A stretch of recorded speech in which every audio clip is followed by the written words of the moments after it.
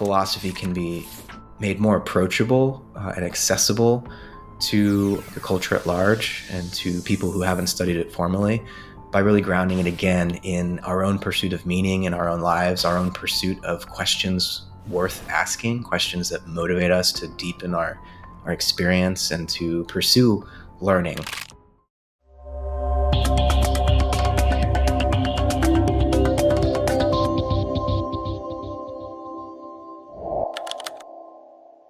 Welcome back, everybody, to another episode of Woven Wings Live, where we bring you wisdom and tools for vibrant living.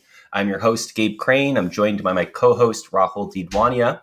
And if you enjoy listening to us, we ask today that you please share this episode with a friend and leave us a review wherever you listen to podcasts. You can also join our newsletter at wovenwings.net. And today we have a really doozy of an episode, I think. It's called Crossing the Threshold, Contemplating Death to Live More Vibrantly. And our guest today is Matt Siegel, assistant professor in the Philosophy, Cosmology, and Consciousness program at the California Institute of Integral Studies in San Francisco. And he is the author of the forthcoming book, Crossing the Threshold. And we'll get more into that shortly. But before we do, and before we bring Matt on, I want to welcome you, Rahul, into the space as well. It's great to be back here with you, man, recording another episode. And I'm curious, Matt is our guest today is a philosopher, and the theme is this idea of crossing the threshold, right? So I'm curious if you have any thoughts or feelings, concepts, that you're thinking about related to the kind of the field of philosophy or this concept of crossing the threshold. Likewise. Thank you, Gabe. For me, I think philosophy as a whole, as a study, as a subject, is something that I've always been really drawn to since I was pretty young. And I've always been drawn to very heady, abstract, atmospheric discussions. And that part of me is kind of eager and looking forward to this conversation with somebody like Matt. But then, simultaneously, I also feel like it's very important, to bring the ideas that we explore and everything down to earth. And I know Matt feels the same way. And I feel like, Gabe, you and I have had varying levels of success in doing that, sometimes doing that better than others in certain episodes. And I'm looking forward to seeing how we fare, this time around, and feeling good about our ability to keep getting better at doing that. And then, specifically as it relates to this topic, I think the part around contemplating death to live more vibrantly is really, really interesting to me. I think for a long time, I had this intellectual draw to this idea that when you contemplate the end of something or you view something as finite, it allows you to reflect and imbue the thing that would be ending with more energy and understanding, and give it a little bit more meaning. And I'm curious, to see how we explore that topic more. And then more recently, just as I've gotten older, have been around physical death more often. And I think that, has also gotten me even more interested in this topic, having just started to experience how contemplating the end of something brings you more into the present and all of that. I'm excited to kind of explore that from a philosophical lens and see where that takes us. But I'm curious, Gabe, what does crossing the threshold mean to you, and kind of the topic more generally? What does it evoke for you? Well, thanks for sharing. I mean, I think a lot of what you shared about contemplating death, and as we get older, folks listening to this, I'm sure can relate in different stages of life. But as we get older, that the experience of death is just more present. And it's not something we always like to talk about, or for fear of coming across as kind of morbid, but I can definitely, just to be honest, I think a lot more about death, at this stage in my life, at now 36 years old, than I did certainly like a decade ago. I know that. And I think even more than a couple years ago. Certain things that are so life-giving, for example, becoming a father, having my son, has made me think about death more. I think, because you see the life cycles and the coming and going, and that finiteness that you mentioned, Rahul, that sense that we can get more energy from that. I can really relate to that. And I also can relate to the intensity of the feeling and the tragedy or the grief, the pain that often accompanies it, that makes it so difficult sometimes to access that vitality. So I'm really curious about that. And I think that connects too to this idea of crossing the threshold. I'm really interested to explore this with Matt today because, for me, crossing the threshold, the first thing it makes me think of is my background leading wilderness trips and with teenagers, and going on those trips myself, or doing rites of passage, and creating rituals with teenagers where you create a threshold. There's the threshold of the experience that you're venturing into, the journey. And, you kind of draw that line in the sand and you say, hey, let's step across into this other world. And when I think back on those times in my life, they're imbued with this vitality. And there's that word again, that they're imbued with kind of clarity and a magic that I long for. And I wish I could say, I think I've made it my business literally in life to try to have that experience more presently in my day-to-day life. But it's still a yearning, and actually I'm really hoping that Matt can, through his approach and guidance, kind of help us to see where we can cross that threshold again today, right now, and figure out how we kind of get ourselves out of the labyrinth of day-to-day living into those wider pastures of something that's a little bit clearer or more real in a way. And so that's kind of a little bit of what comes up. I'm curious to hear your thoughts on this more, Rahul, but I'm especially curious to hear Matt's. And so I think this is a good time to bring Matt in and just to introduce this really esteemed individual himself properly. This is Matthew David Siegel. He's a transdisciplinary researcher and teacher applying process philosophy across the natural and social sciences, including the study of consciousness. And as we mentioned at the top of the show, he's a professor in the PCC program, the Philosophy, Cosmology, and Consciousness program at the California Institute of Integral Studies, CIIS, in San Francisco, also my alma mater.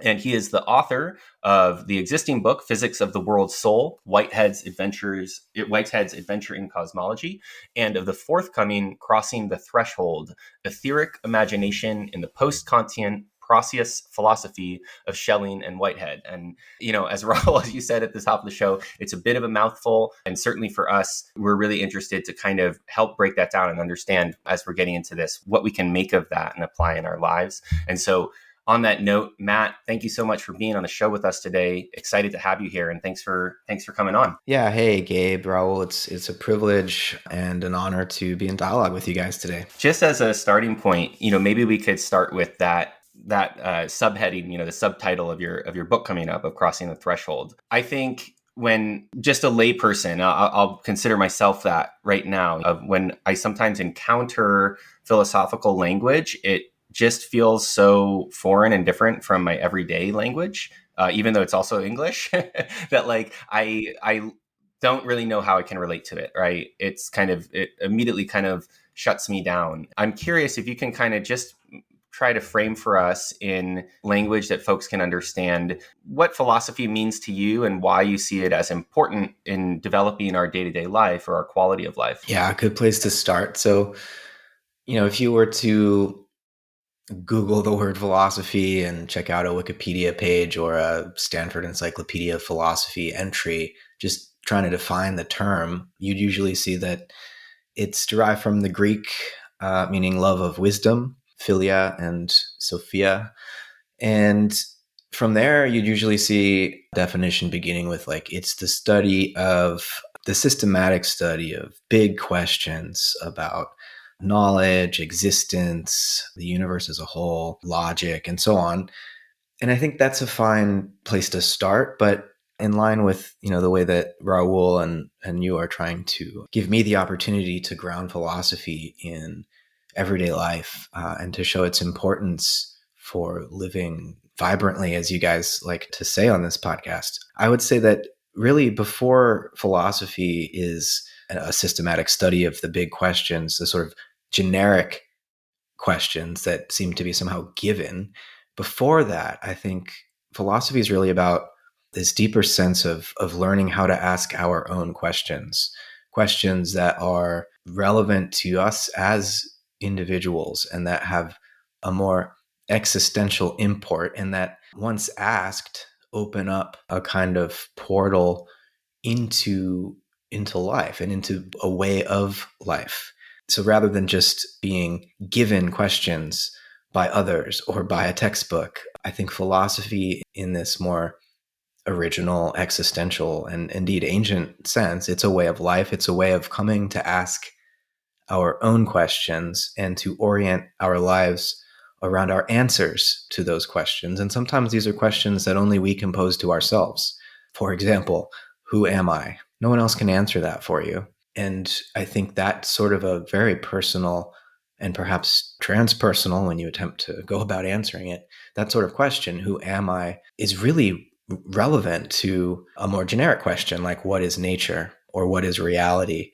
I don't think we can properly answer those more general questions until we've addressed this more intimate, personal question of our own sense of identity, right? And so I think I would say my hope is that philosophy can be made more approachable and accessible to the culture at large and to people who haven't studied it formally, by really grounding it again in our own pursuit of meaning in our own lives, our own pursuit of questions worth asking, questions that motivate us to deepen our experience and to pursue learning, right? And I think this helps avoid the kind of intimidation factor that some people might have when they hear or are invited into a conversation that's supposed to be philosophical. They think, oh, I don't have any knowledge about that and I kind of feel inadequate. Well, this is me trying to say that philosophy might not really be about knowledge, at least in its original sense. It's more about learning and the curiosity and openness and the feeling of wonder out of which the desire to learn stems, right? So philosophy is not wisdom. It's not the possession of wisdom. It's the love of wisdom. And in that sense, it's, I think, more about learning how to ask our own questions. That's great, Matt. And what I'm sensing a little bit in this answer is also is kind of the connection between the wisdom that might, live outside of us and the internal experience or just our own experiences. And what it prompted for me is this idea of, hey, we have our own questions, questions that rise out of that experience and that are personal to us and relevant to us. And some of those questions also are pretty general, right? Like, what is the meaning of life? Like, or what is nature? What is reality? Like you mentioned, the more general questions. And I can kind of see interplay between our experience, analysis of our own experience, what our intuition surfaces, and that knowledge or what's coming out of the study of big questions that people explore, that people go very deep into. And I like that you mentioned it's about learning. It's about that process, looking at wisdom outside of us and within us and marrying the two. And at least that's the way that I'm hearing it. I'd be curious, if that characterization lands with you, but also just to bring this sensibility to the conversation we're about to have. I'd love to get your take on how people who are about to listen to this conversation should relate to it, in order to bring this exploration that you've, really dedicated so much of your time and energy to back to their own lives, to have impact in their own lives, all sort of under this umbrella of how can we make philosophy more approachable? So yeah, I would love to just get your take there. In regards to how each of us is situated in relationship to what we call wisdom. There's a wisdom within, there's a wisdom without, and perhaps the interior depths of our own soul and the exterior infinities of the cosmos in some way actually touch, that we can, I think, get into more as we go along here. One of the ways that philosophy can immediately find relevance to everyday life is to go back to Socrates in ancient Athens, who famously says, just after he's been sentenced to death by a court of his peers, an Athenian court, he was charged with corrupting the youth and impiety or disbelief in the gods of the Athenian state, high crimes. And they didn't at first convict him to death. They said, you should just leave town. But he's like, why would I leave town? I am an Athenian. Like this, I may as well just drink the hemlock. And so he accepts his fate. And when he's with his students in the prison cell before drinking the hemlock, they're all crying. And he's basically telling them, hey, have you learned nothing from studying with me for decades? We have nothing to fear from death. And indeed, he says, all of philosophy is but preparation for death, or you could translate it as all of philosophy is learning to die. And what he means by this is that when we examine our lives in the most intimate and intense way, it's not very long before we come face to face with the fact of the inevitability of death. We will die. Everyone we know and love will die. It's always been this way for human beings. We're mortal creatures. And you guys were talking about the way that recognizing our finitude can really allow us to more deeply value and appreciate our time while alive. But I also think there's a way in which that finitude, which I certainly in no way would want to deny, and I think that kind of meditation on finitude is very fruitful. But one of its fruits is, I would say, the realization that while some aspect of our identity is finite, there's another aspect of our identity which contemplating death can awaken us to, which is perhaps not finite. And even the very recognition of finitude is itself a sign pointing to the reality of something infinite, right? How would we know that finite without, in some way, in the back of our minds, having an idea of the infinite? And I think right here already we're at the edge of the threshold that I'm trying to indicate with this title, Crossing the Threshold, right? But before we dive into that and leap across the threshold, I'll pause there and see how my invitation here has landed. I love it, Matt. I feel like I'm coming up on like some sort of black hole thing, or we're gonna jump in somewhere across the finite into the infinite. As we do, I want to double down on Rahul's question, which is an orientation for listeners here. So in this image that I've got, you've brought me up to the ledge of the black hole, or I'm going to cross a threshold, and I've got maybe a parachute or something, or a backpack on. What should I bring to this conversation? What should be in that backpack or parachute so that I can make the most of this? If I'm going to orient to, really, it sounds like going into a space of trying to tap into this deeper, infinite part of ourselves, or discuss how we might find that or go there. What should we have in mind to be able to actually process that conversation and be able to make the most of it and do something with it as a result of our talk today? I do agree with, the sentiment that comes out of a Socratic approach to philosophy that, the unexamined life is not worth living. But examining one's life and approaching this threshold is very risky. Everything you thought was real may be called into question as a result of this type of pursuit. Many cherished beliefs may need to be let go of. Your very sense of who you thought you were might dissolve. And that's very disorienting. And I don't think anyone should be forced or feel externally pressured to pursue this type of inquiry. It's dangerous. It really is like jumping out of an airplane or like going up to the edge of a black hole and not being able to see the other side because no light can escape.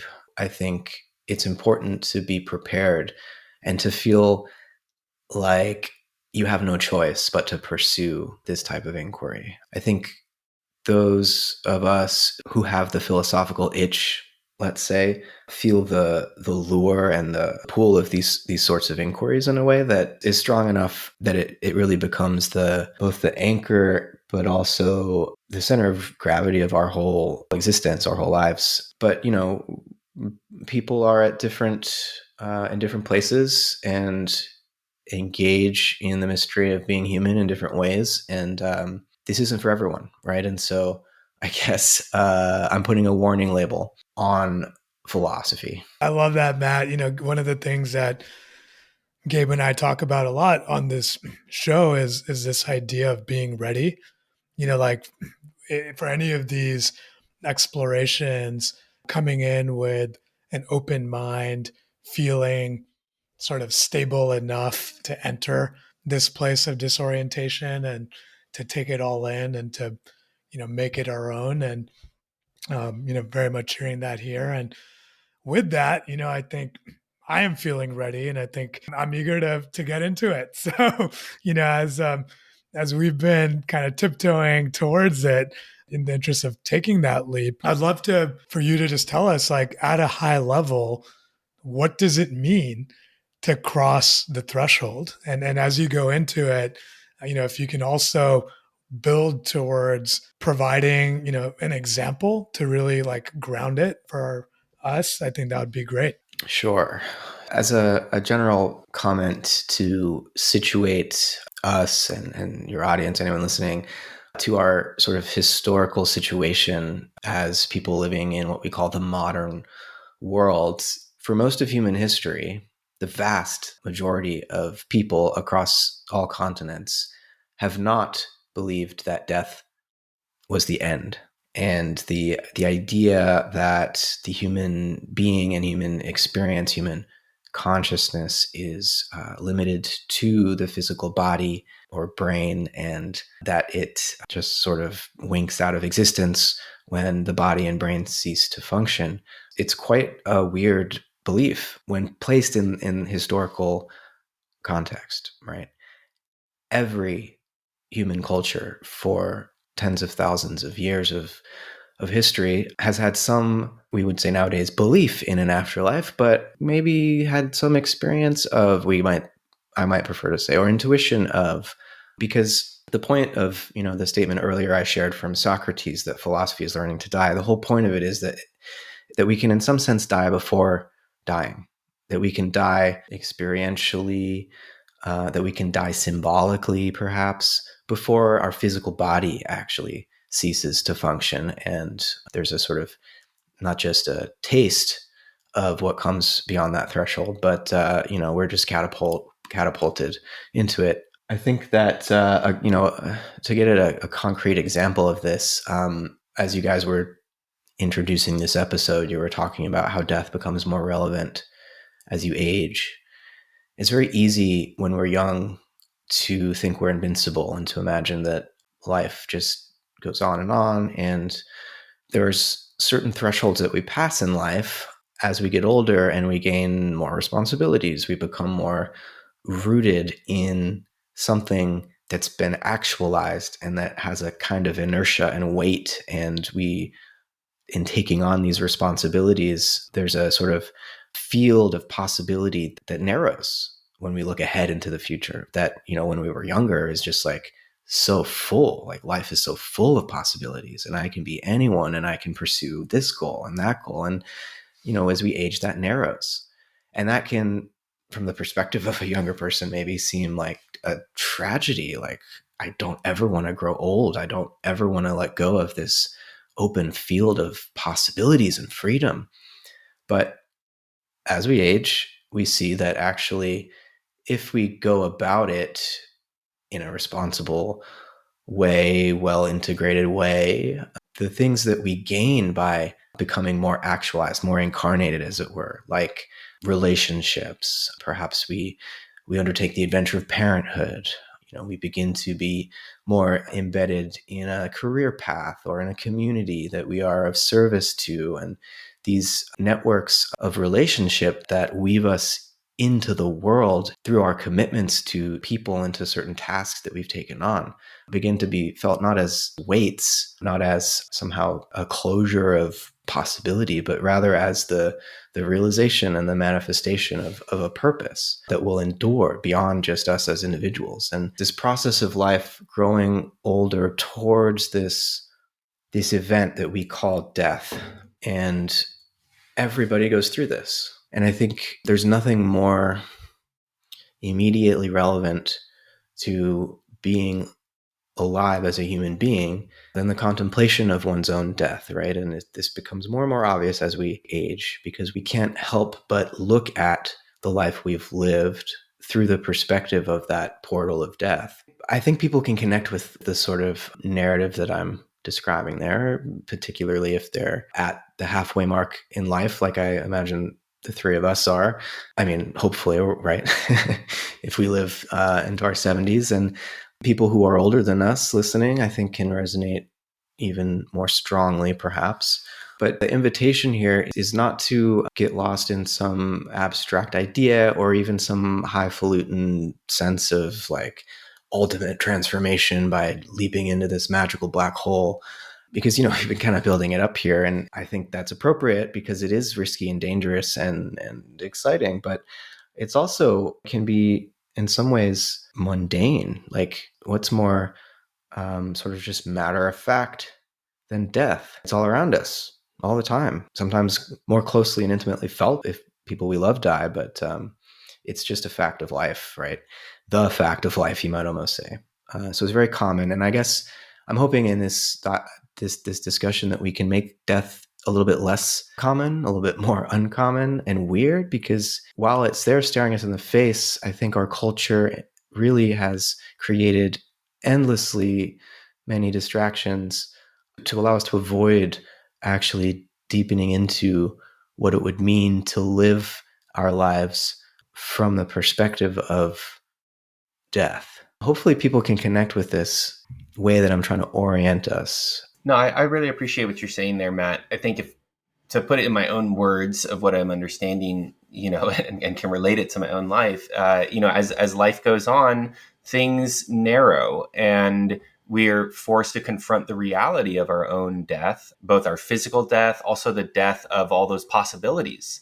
We started out with so many, that open field of possibilities you described and in youth and childhood. And as time goes on, the path gets more defined. The ruts that the water has been running down get deeper and become grooves, right? And we tend to follow along those patterns. And then within that, I loved you using the word mundane, because that's exactly the word that was coming to mind for me, is how mundane and suffocating that sense of the mundane is. And then you mentioned distractions, the getting away from the overwhelming awareness of that, the loss of those possibilities, the grief or the pain that's associated with that narrowing and dying process. And then, these strategies to distract, to, I don't know, to defy death, to avoid it.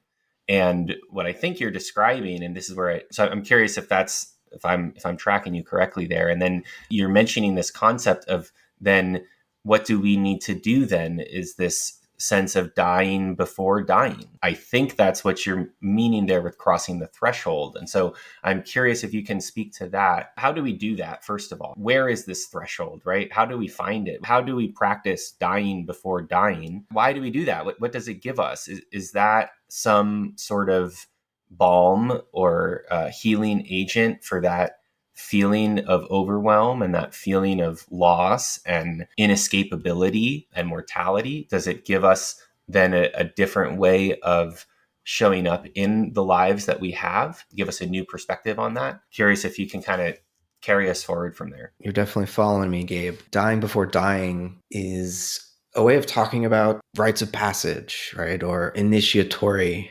experiences. And in the pre-modern world, again, across every human culture to inhabit this planet, there have been means provided to adolescents who are right at that threshold between childhood and adulthood to experience something that awakens them to a layer of reality that they hadn't yet been aware of or only dimly conscious of. And I think there are various kinds of initiation rites, some of which are more oriented towards like becoming part of a particular community.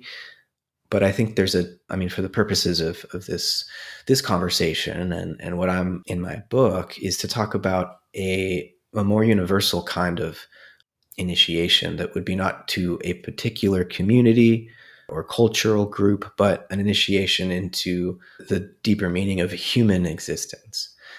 And so it's an initiation into our own, that aspect of our present consciousness, which we could describe as, in some sense, already dead. Or the other way to get at it would be to say there's an aspect of our consciousness that was never born. And the way that I would, try to arrive at or justify a claim like there is a part of us right now that we each intimately and intuitively know, even if we don't know that we know it. The way I would try to bridge to this insight for those who might feel skeptical is through just an observation of our own capacities for memory and speculative anticipation of the future, of what's to come. If we try to imagine first using the faculty of memory to imagine our first waking conscious experience of being ourselves. For me personally, that's a memory of being, I don't know, maybe 2 or 3 and walking into the kitchen in my childhood home while my mom was washing dishes, and just me telling her I love you and her saying back to me I love you too. For whatever reason, that memory has stuck with me, and I've relived it so many times over the 37 years of my life that, having studied a bit of psychology and research on these questions, I know that, hey, that could be a kind of constructed memory. Like maybe the first time I remembered it, it was a little bit different. And each time I've remembered it since then, it's changed a little bit. But the point here is that I can't remember anything earlier than that. I don't remember my own birth, certainly. The origins of my own consciousness are kind of indecipherable. There's no point where I blinked into existence. It's kind of a fuzzy fading out into something else. And if I look in the other direction and imagine what the future might bring, how I might die, and what it might be like to go through that process of layers of my identity being stripped away as my body systems begin to shut down. And I know you guys have had episodes on psychedelics, and plenty of people have pointed out that there's an analog to the kind of death rebirth experience that people might go through on high doses of different psychedelic substances. And that's figuring into my imagination of death. But, as these body systems shut down and our layers of kind of accumulated beliefs about our identity are stripped away, and our capacities for thinking and feeling and willing beginning to be stripped away, as I imagine this process occurring, I also don't see a distinct point when it all just goes black. It seems to me that there is some fuzzy fading out into a new form, kind of like, the transition from the order of one form of organization through a intervening period of chaos before another novel form of organization might emerge on the other side, right? I think when we imagine, right, the antipodes of our mortal existence, trying to look back towards our birth, trying to look ahead towards our death, we don't actually find distinct lines that mark a dramatic transition from nothing to something. I think rather we find a kind of continuum of transformation, dying before dying, and recognizing this deeper part of ourselves that may not have been born and may not die.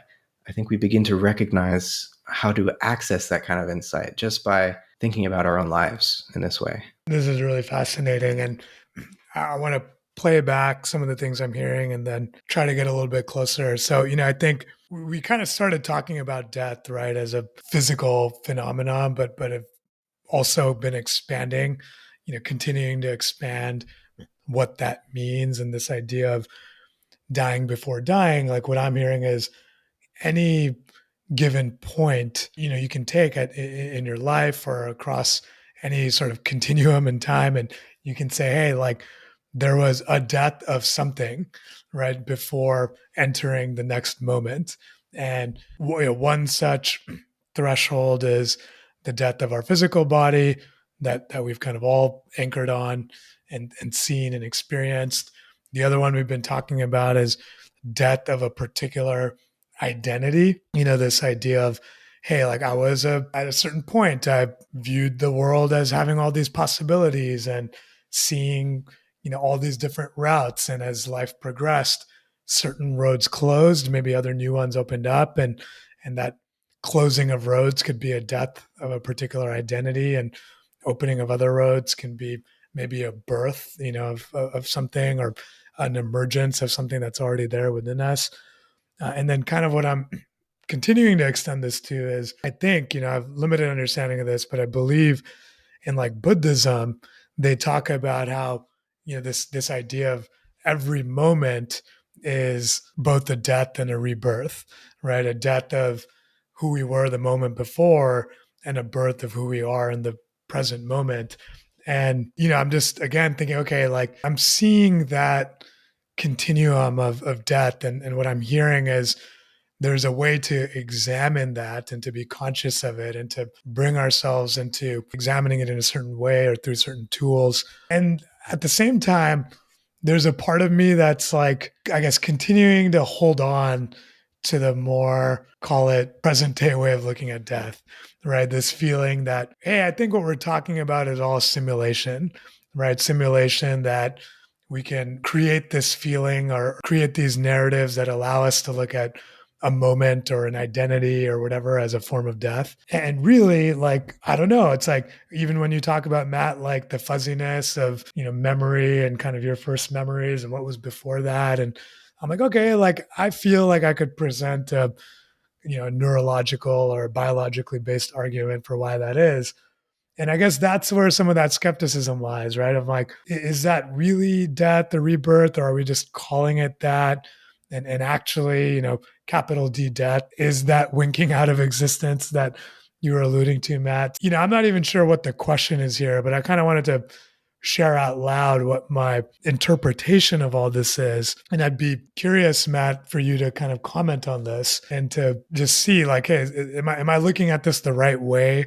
And kind of, I guess, come back to maybe this question of like, once we do simulate this death, to continue with that framework, coming back to Gabe's question, like, what's on the other side?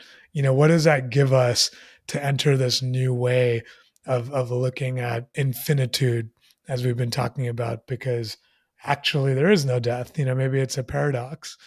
So yeah, I'm just going to pause there and punt it over to you, Matt, to make sense of all this. Yeah, super helpful comments there, Raul. I welcome and appreciate the sort of note of skepticism you're bringing in. We can all address that. But I want to start with the part of Gabe's question that I missed that you're amplifying again is a sort of, what do we gain from this? And I think I want to speak to that kind of practical payoff or pragmatic value issue first, and then we can get back to the question of whether what I'm proposing really only amounts to a kind of simulation of death, and that ultimately there's a kind of material or physiological reality unfolding beneath our consciousness, and that's what's really in charge. And whatever our consciousness, whatever we may arrive at through our own consciousness as a source of insight, is ultimately subject to reduction to whatever neuroscience says about the development and decay of the brain and so on. So let me see if I can chart that path. So in terms of what we gain, I think when we have died before dying, it's in a way, we're talking about ego death, right? The death of a false sense of identity.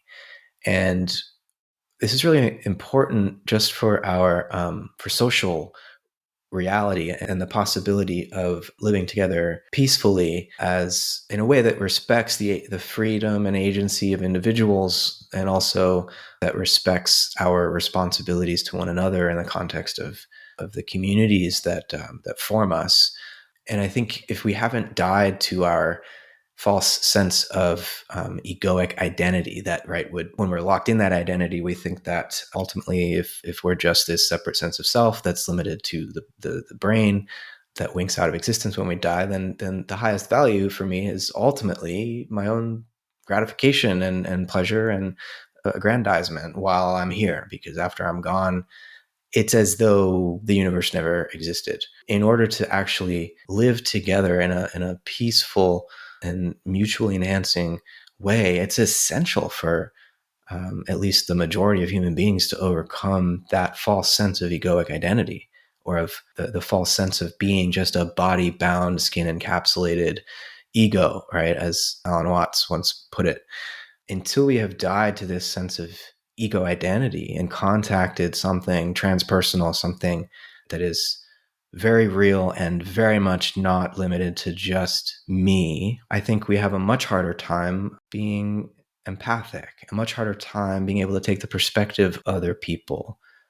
Because when we do break through into this transpersonal domain and we contact that aspect of ourselves, which is not finite, which is in some way infinite and eternal, it's in that realization that we become one with everyone else. And this doesn't erase our individuality, but it gives us, it reminds us that there's still an umbilical cord that was never severed, that ties us back to a shared, and I would suggest a divine reality. And it's through our contact with that divine reality that we gain the capacity, both emotionally and the rational capacity to act in a way and to engage in the creation of community and the maintenance in a way that respects the freedom of everyone, because we've seen beyond just our own egoic cravings and the sort of greed and selfishness that would otherwise be the only thing that could guide society.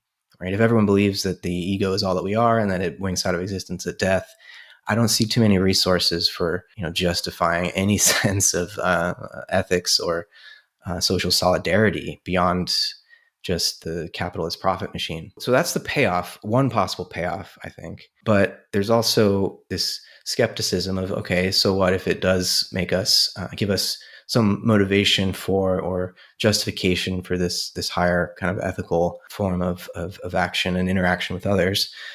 It could just be kind of made up, like a nice fairy tale. And I think, to get at how to respond to that kind of skepticism, it's important for me to just first acknowledge how pervasive materialism is nowadays. I mean, as an ontology, right, as a theory of reality, it's become very hard for us to believe in the idea of, what for pre-modern people would be called the soul, as something immortal that's not simply reducible to the body or the brain.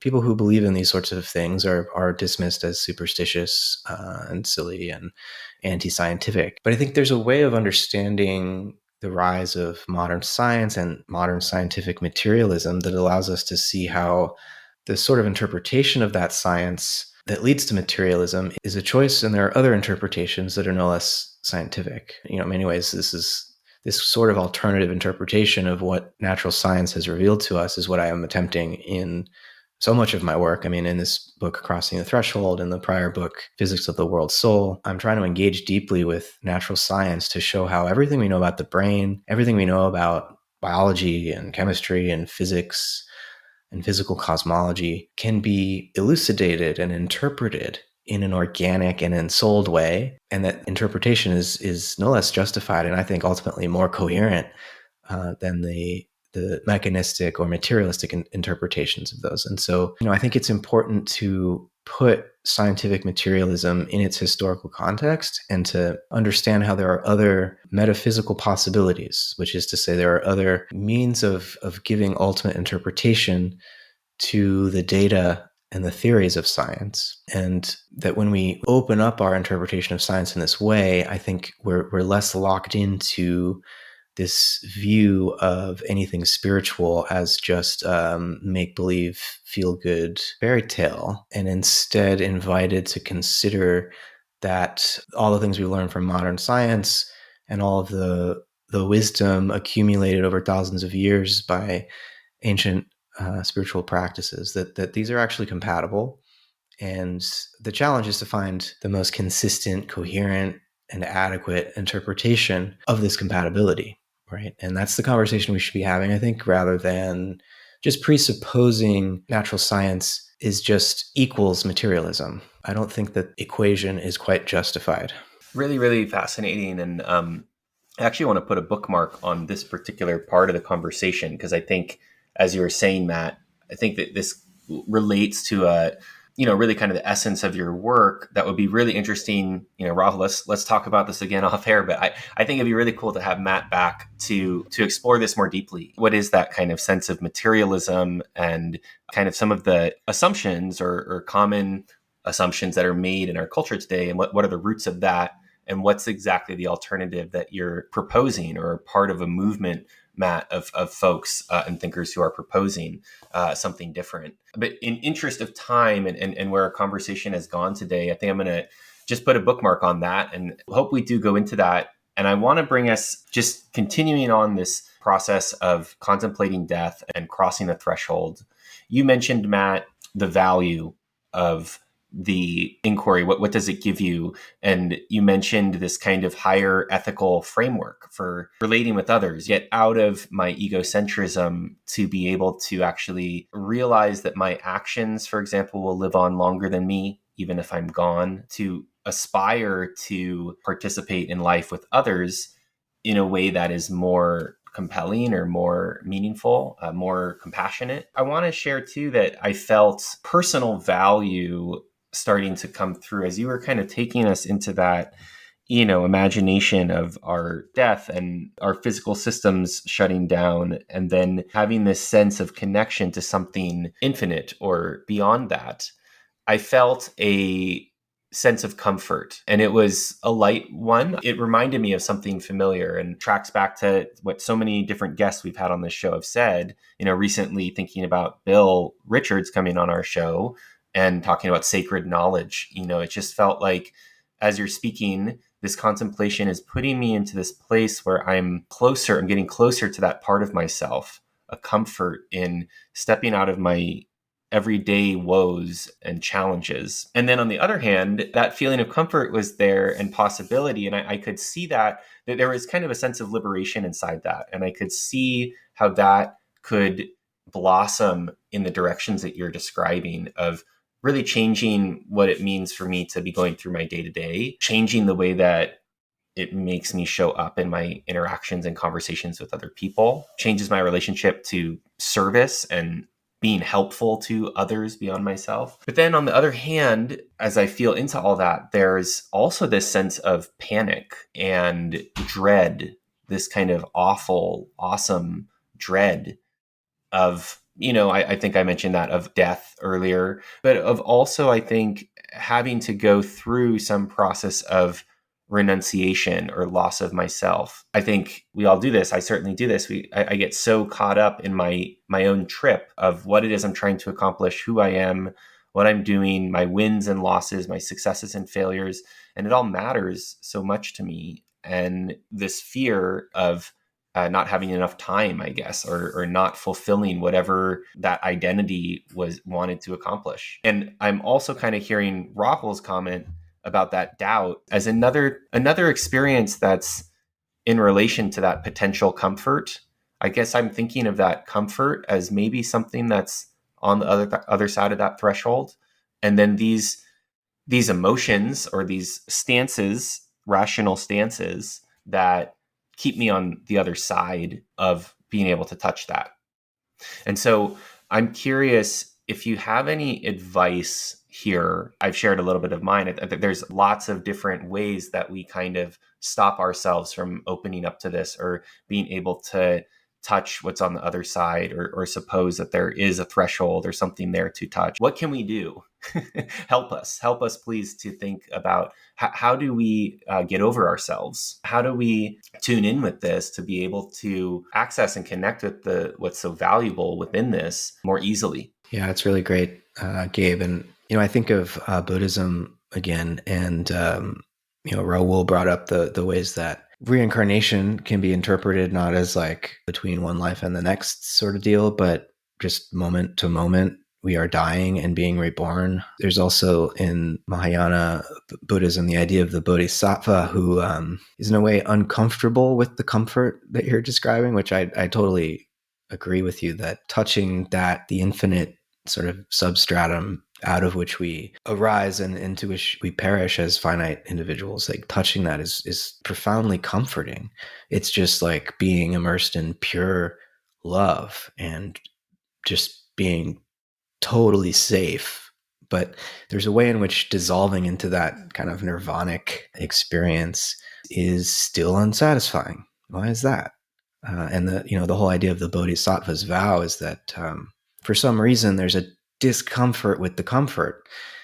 And I think that discomfort has to do with our innate tendency toward compassion. There's something about human existence, which, the Buddha was very clear is suffering. Human existence, and maybe sentient existence as such, is suffering. But that, ultimately when you follow the Buddhist path, you end up in a place where that suffering is also compassion, which is literally just suffering together. It's what the word means. So not suffering alone as if we were separate body-bound egos, but suffering together. That might be the best we can do.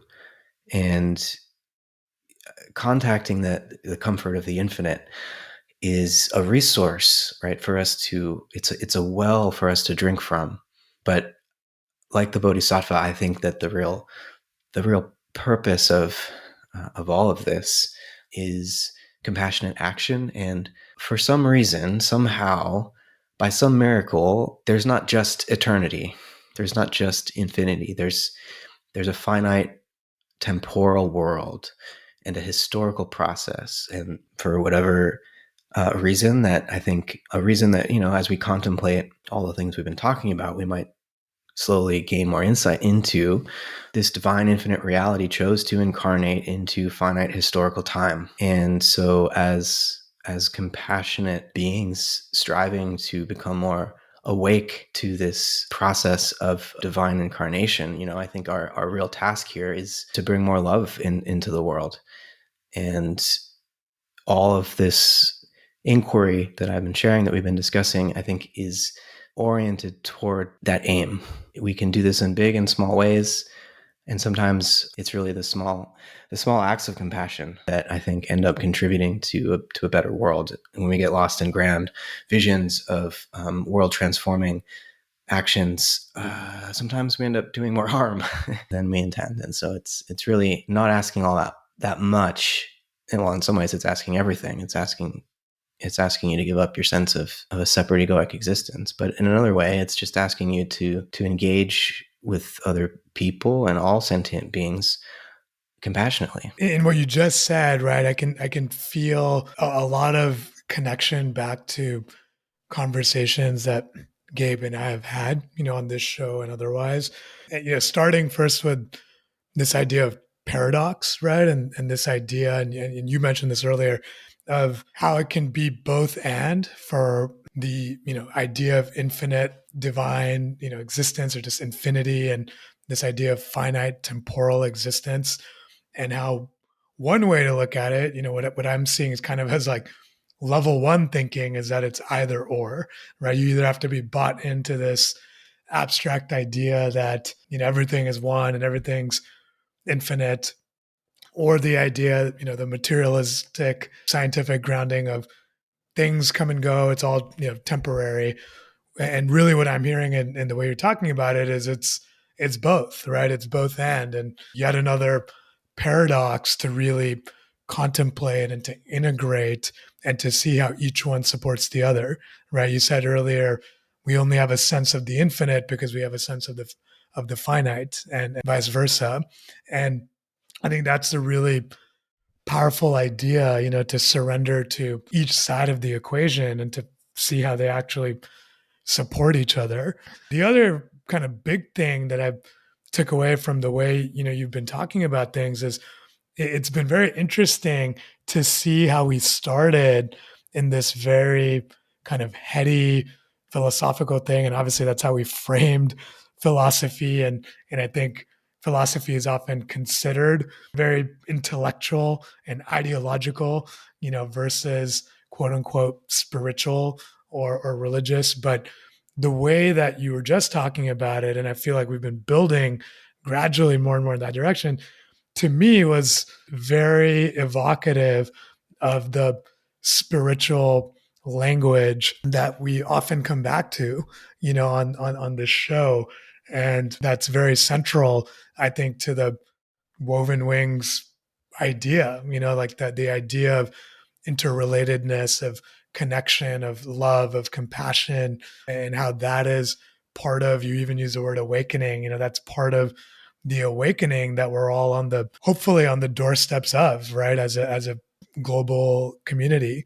And what it sparked for me is this curiosity about you specifically and wanting to kind of just know a little bit more about your process of integrating, because the way you were kind of talking between the two different, what I'll call two different languages, just felt so smooth and so adept. And so I sense that you have gone through this journey of integrating the quote unquote heady philosophical and the more spiritual, so to speak. And would love to understand like what that process has been like for you and what are kind of your spiritual practices and how do they underlie the, your craft, as a philosopher. Oh, well, thanks, Raul, for asking that and inviting me to share more personally. I mean, it's a long story, but I could say it was really spiritual experience, spiritual intuitions, and spiritual longings even that brought me into philosophy. And so it wasn't that philosophy necessarily brought me to it. It was more just as a kid. And I don't think I'm special here. I think a lot of children experience these sorts of things. Death as a 6, 7-year-old became a kind of central focus for me. First, realizing my mom was going to die and that being very upsetting. I was like faking being sick at school for a couple weeks just so she would come pick me up because I was just so distraught by the possibility that she might die before me, And I only got myself out of this early encounter with death and the sort of, like panic and dread that Gabe was talking about because I stopped thinking so much about my mom's death and I started to think about my own death. And, for all the reasons I was explaining earlier, that inquiry was less frightening and more amazing. Like I haven't ceased to be since that time amazed by the transformations in experience in my own sense of identity as a result of just contemplating, to use a fancy word, phenomenologically. It's just like looking at how my experience arises moment to moment when I lean into this reality of mortality. I haven't ceased to be amazed by what surfaces. And for me, getting older and finding after 10 or 15 years of being totally convinced I'd be a professional hockey player and only in college discovering the life of the mind and becoming addicted to reading and falling in love with philosophy or falling in love with wisdom, I guess, did I realize that there's a kind of language there and a whole history and traditions that try to think through as clearly and rigorously as possible what these sorts of experiences and intuitions mean. What a tremendous gift that like past generations of human beings have left a trace, a map of the landscape they have traversed so that we don't all have to start from scratch. The ways that we can inherit this collective wisdom, I think are just fantastic. And I'm so grateful for it. And, for me, my spiritual practice has become kind of synonymous with my philosophizing. And it is an intellectual kind of hermetic kind of spirituality. And I mean, a kind of mercurial, very intellect heavy, thinking based, contemplative based form of spirituality. And, that's not for everybody. I do like yoga on occasion too, right? I like walks. I like dialogue as a form of spiritual practice. I would even say what we've been doing counts as a kind of spiritual practice.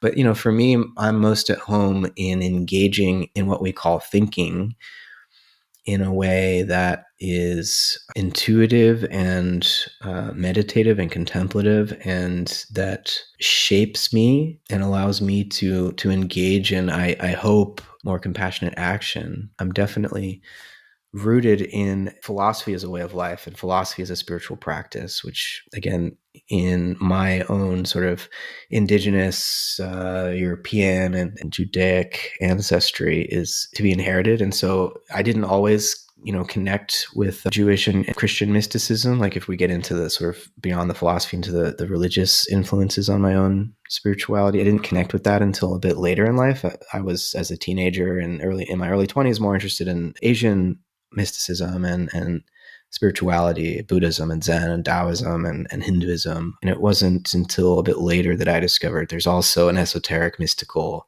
stream in the West. And I've kind of found my home there, though I'm also like very committed to pluralism. I don't think, for me, it makes sense to just narrowly define myself as this or that, belonging to this or that religion or something. And so I stick more closely to just philosophy and the life of the mind as a way of engaging and practicing my spirituality. Matt, thank you so much for sharing. And it's really awesome to hear more about a personal background there. And as I noted earlier, I hope you will. I guess I'm going to have to convince Rahul here. I would love to have you back on the show and deepen some of these conversations. I'm just tracking our time. We're moving towards wrapping up. And so I do have one last question for you, Matt. But before I do, I just want to remind everybody, this is Matt Siegel, Matthew David Siegel. He's a professor at California Institute of Integral Studies. His book is called Crossing the Threshold. That's coming out later this year with Revelor Press or Integral Imprint.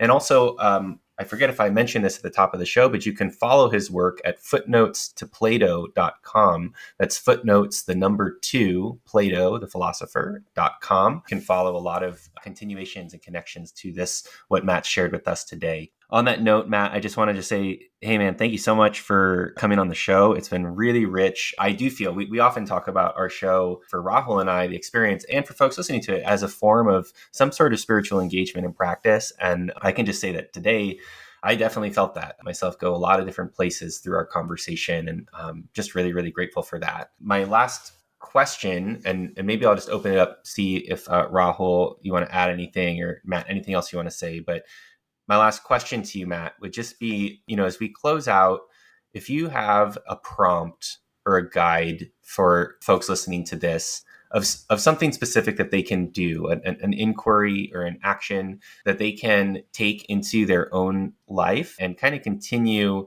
the contemplative process that we've begun today, I just want to invite that. And again, thanks so much for being here with us. And it's been 100% awesome. Thanks, Gabe and Rahul, for just creating the space and the container for this conversation to emerge, and hopefully everyone listening finds some value in it. Yeah, in terms of an inquiry that I would want to leave people with, I think we often look to other human beings as like role models, or we look to, religions look to prophets or avatars or incarnate gods or what have you as exemplars to help us figure out how to live and what the good life is. But I think there's a way in which we can also look to the non-human world. And I'm, here in Northern California, Sonoma County, looking out at some beautiful cypress trees and thinking about the ways that plant life can exemplify what it would mean to live in love with life. There's something so innocent, free about the ways that plants grow towards the sun. I think the ways that they generously offer humans and other living creatures bounties of various kinds, fruits and vegetables and everything like that we consume. They just offer all this as gifts and don't expect much in return, but for us to leave seeds behind, which is easy enough. In addition to virtuous human beings and even examples of saints and such that we can use as role models, I think we can also just look to simpler creatures around us. Plants, I think, teach us so much about how to be human, and I'd invite people to deepen into that inquiry, see what they might learn from the non-human realm. Matt, on that note, I want to thank you as well from my bottom of my heart, for being a part of this inquiry. Like Gabe said, I think there's been a lot swirling around, and I appreciate your taking such a complex topic and bringing it to a place, kind of what we were setting out to do, bringing it to a place where it was understandable and digestible, and doing so in dialogue. And just want to share that appreciation. And then also just to wrap, I think really want to extract what you were just saying, and you were saying even about 10 minutes ago, just around this idea of living with compassion, right? And as you, our listeners, kind of take in this entire conversation, let it take you where it will. I want to emphasize that idea that if there's a place where you can find compassion and find connectedness and find kindness, as just jumping to the end kind of point in your life, to do so, to really put yourself in that place and push yourself to operate from that place today and this week and this month. And, I'm taking that certainly as a call to action for myself. On that note, I want to thank you all for listening in. And, as always, if you enjoyed this episode, please share with a friend. Please leave us a review, wherever you listen to podcasts. And also join our newsletter. We'll have a link for that in our show description, as well as to all of the, the resources and whatnot that were mentioned in this episode. And as always, we want to thank you for giving us your time, your attention, for sharing that with us. And we look forward to meeting you again next time around. So thank you all. And till next time.